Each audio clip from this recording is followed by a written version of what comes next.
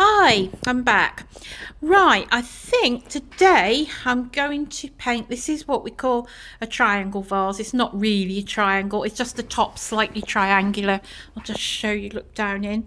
So we just call it that. We have to have a reference for the shape, so this is what we call it. So, right, I think I'm going to paint what I call hibiscus. I need to freehand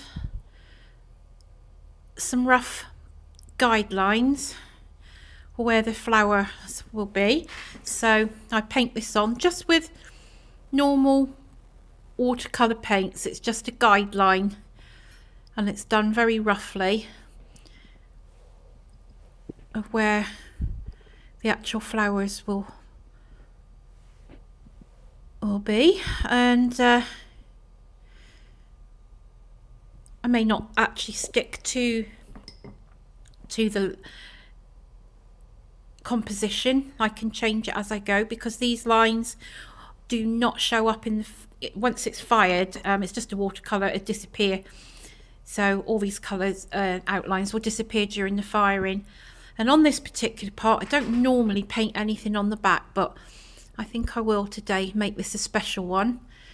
Or I may just do a suggestion of something on the back, because after all you can only see one side really if it's on a shelf, but as I'm doing this demonstration I'm going to paint it all over. So there's my rough outlines, as you can see. There we go back a bit, the colour's actually drying up and fading. So right, next I need to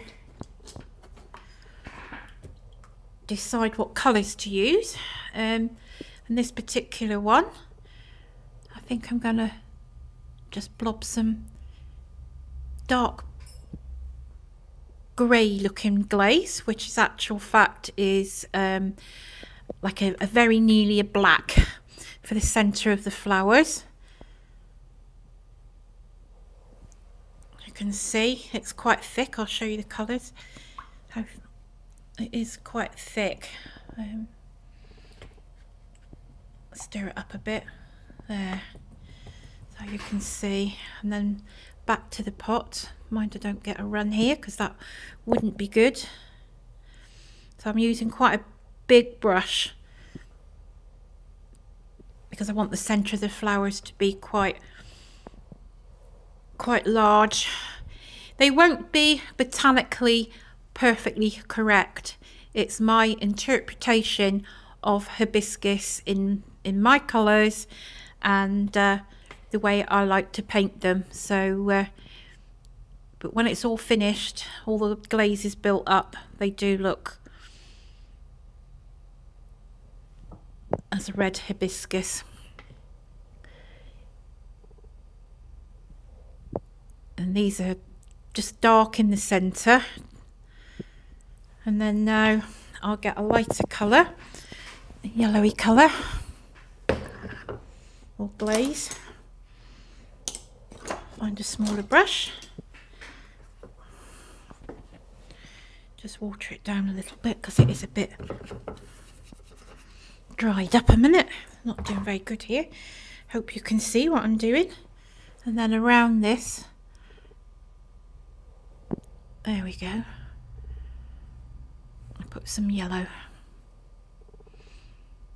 over the top of both the other colours, so it will create, as I tried to explain when I painted the panda vase, interesting effects.